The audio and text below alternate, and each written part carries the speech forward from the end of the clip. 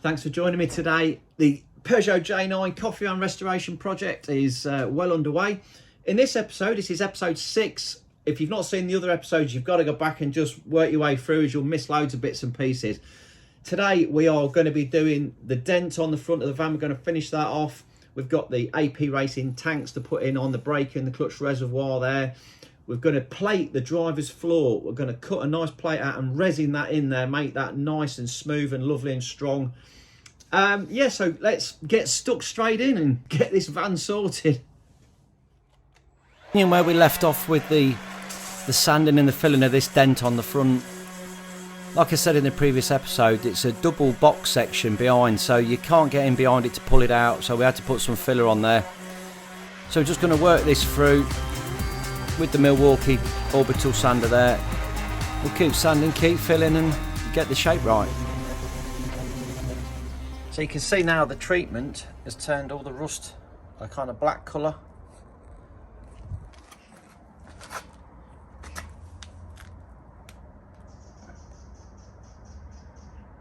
And it's all dried to a nice clean film.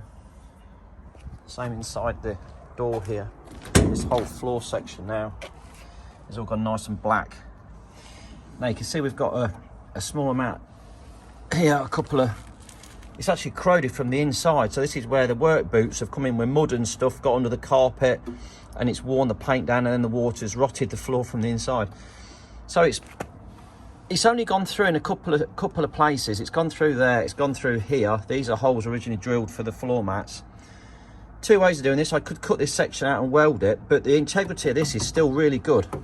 So I'm going to use a technique of fiberglass and plating on the top and compressing it in. It's really strong, and for this part it's ideal. So that's what we're going to do. We're going to fiberglass and plate. Right, so to get the shape right on this, we're going to get a piece of nice masking paper. We'll get that in there and start trimming it down. I'm only wanting to come from here across and round there like that, just a piece in there in this section here. So let's see what we can do. It's like Blue Peter. Get the pen out and just draw a little line around it. Down to there like that. Let's have a look at that, put that out. See how far away we are. Here goes Ed with scissor hands. So that looks pretty good. That's going to cover everything we need to be covered. I can just take a bit more out of that, because that shape there is going to be a little bit wrong. So let's go where I marked originally. Looks pretty good. Let's cut that out of metal. We'll go with the Sawzall first. Just get a basic shape straight out of this plate.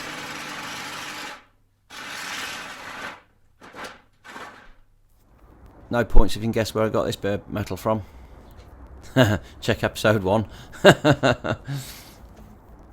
Just draw it out onto the plate there, and then we'll get the nibbler on it.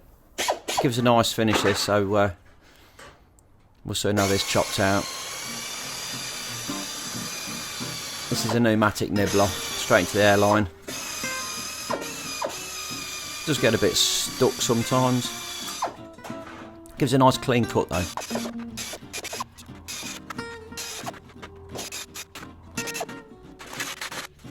And the Sawzall just to finish off the bits I can't get at.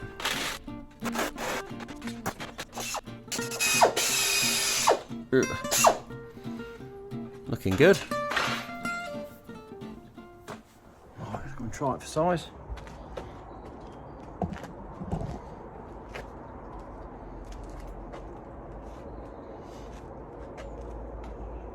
Just need a little bit out the back there. A little bit off that edge there, and then just bend that down there. It's close, it's really close.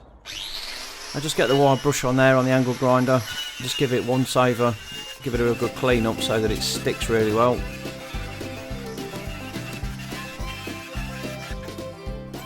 There it is, looking like new. That'll go in really well now. Let's give it one last mock up, just to make sure that it's all, the shapes are right, that we've got it's all bended into place there. That looks lovely. What we're going to use to stick it in with is this Isopon P40. Oops, don't drop it. It's fiberglass resin 2-pack. Pop the lid off, get it out of the container, and then we'll mix in the hardener. So spread it out. I'm using the beetroot board here again for the mixing. It's just like a piece of paper that you can pull off the board every time, saves messing about. Pretty good. I'll pop links in the description to all of the bits and pieces we're using. I'm just going to blob that straight on the floor, spread it out, get it all into the places we want it to be.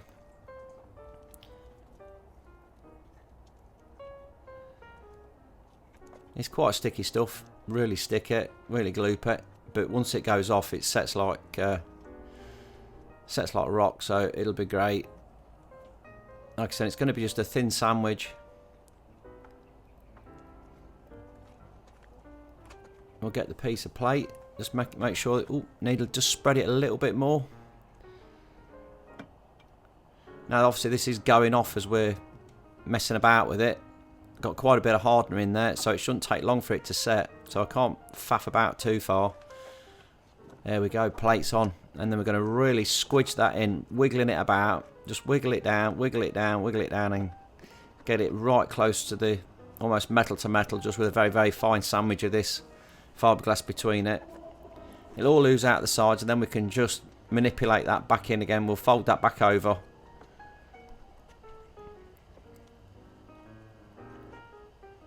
And this is all underneath the mat, don't forget, once we've got it all, it's not like it's a seam part. Not that that matters, because this is going to look lovely when it's all done.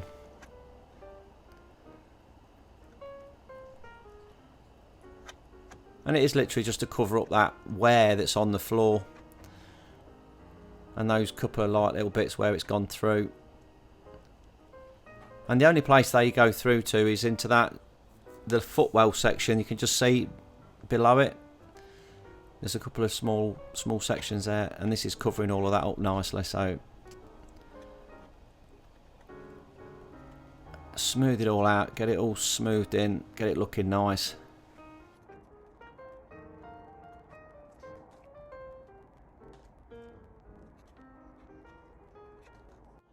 What do you reckon?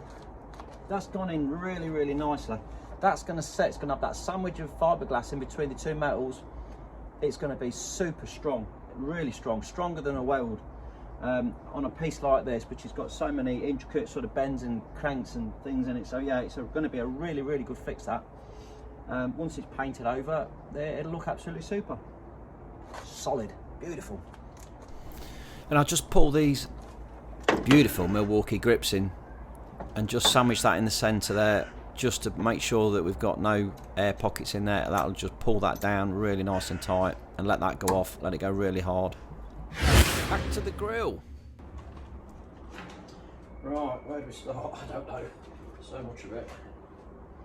Right, okay, let's go with this bit here to start with then. So we're back on the grill again. This is now just filling all of the imperfections that we've got. Using the P38, we'll just get it over all of the bits and pieces. Get some on.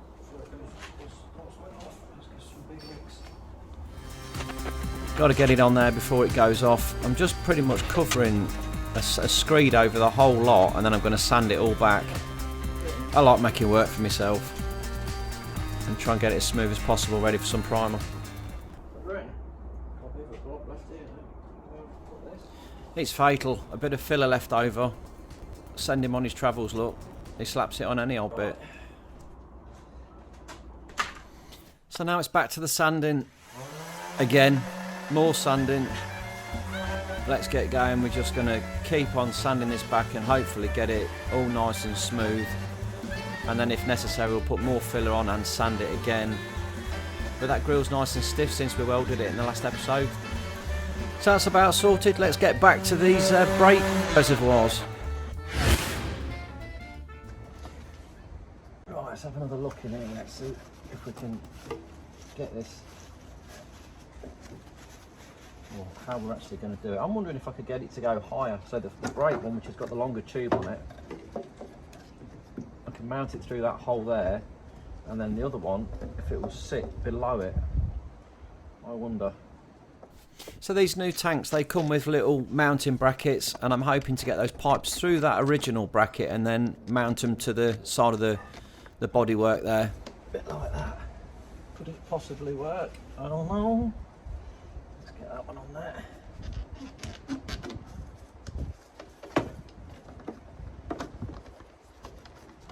That don't look too bad, does it? That don't look too bad at all. So one sat up high, one sat down low.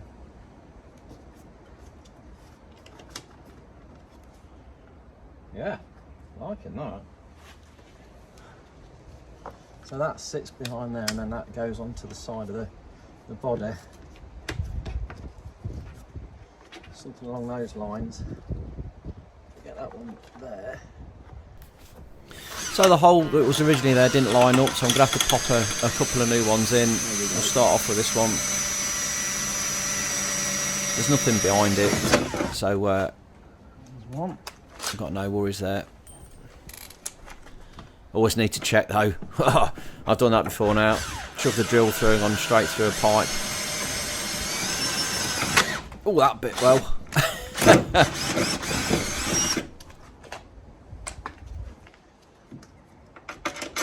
Beautiful.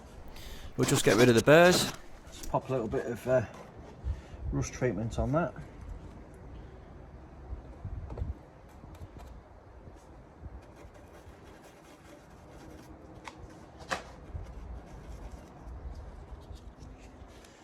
Pop a bottom bolt through. I just whiz this little M6 bolt through there, holding one side with the spanner and get the Milwaukee ratchet on there. I just twist that. I'm not going to go too mad because this is only like a nylon mount. It's yeah, we don't need to go too crazy with it. I've got a lock nut on the other side as well, so it's not going to come undone. There we go. Yeah, nice. Very nice. It comes with a little tie wrap there that you just feed through and put around the bottle. Nice. That's that one in.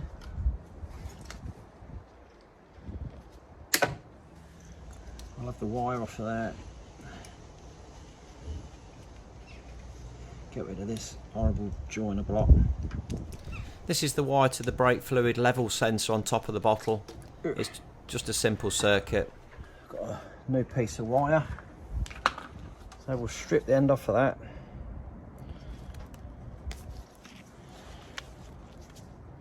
Give it a twist. Double it up.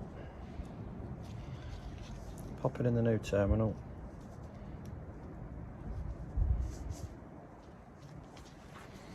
Crimp that down.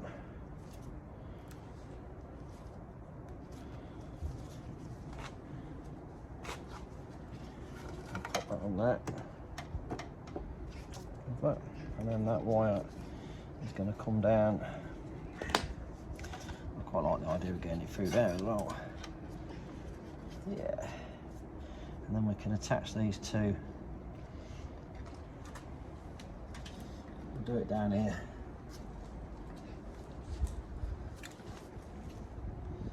So I'll take that one off to about there. That one to about there. We'll strip those back. So when the level in the bottle drops, it brings on a little red light that's smack bang in the middle of the dashboard between the speedo and the fuel level. I've got some a bit of heat shrink. Okay, so that. Put the heat shrink over the top.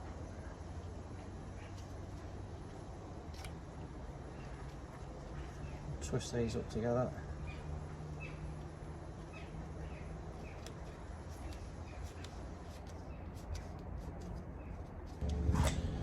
We've got the old soldering iron there, so we'll get some heat into that wire. Let's get some solder on there. Like that upwards. Get it nice and tight. Slide that infant cone at the top of that.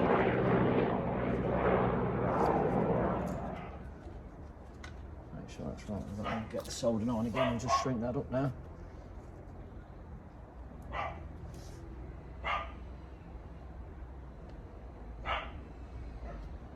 That's nice and watertight. Not really matters, it's just an air fleet, but it saves having a bad connection in the future.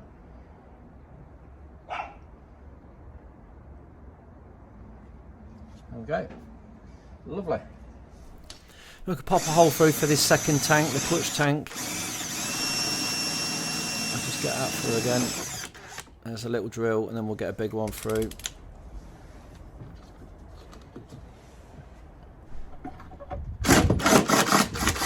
Go out and get in there.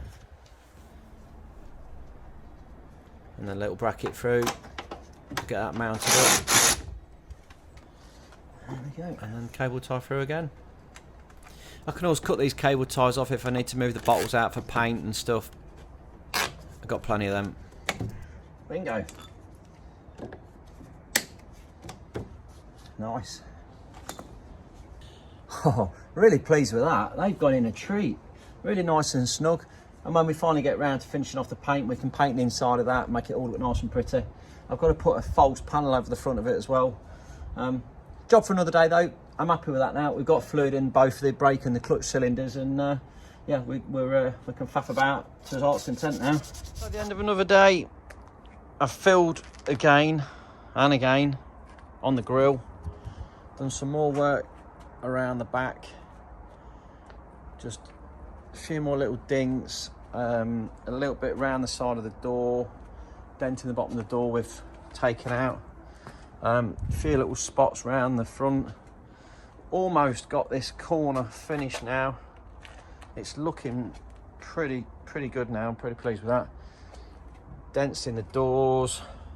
This panel's still messy. Got work to do with that. I've took a bit of dent out the door. Still got to fill the bottom, a bit more on the bottom one. And yeah, just a general tied up around the back again around here, just to clean things up a bit. We're almost there though. We're getting there. Soon, I'm hoping tomorrow, let's get some primer on, but we'll see what the weather's like. So I'm pretty pleased with how the day's gone. Got quite a bit done. Like I say, weather dependent tomorrow. If it's not too bad, if we can get it above sort of 10 degrees, we'll be able to get some primer on there. We've got his heater mocked up, so yeah, hopefully we can get some on, and that'll be another marker. Let's keep going. So like I say there, we've got plenty done. I hope you've enjoyed it. If you have, drop me a little thumbs up, like, subscribe, and thanks for watching. Join me in the next one.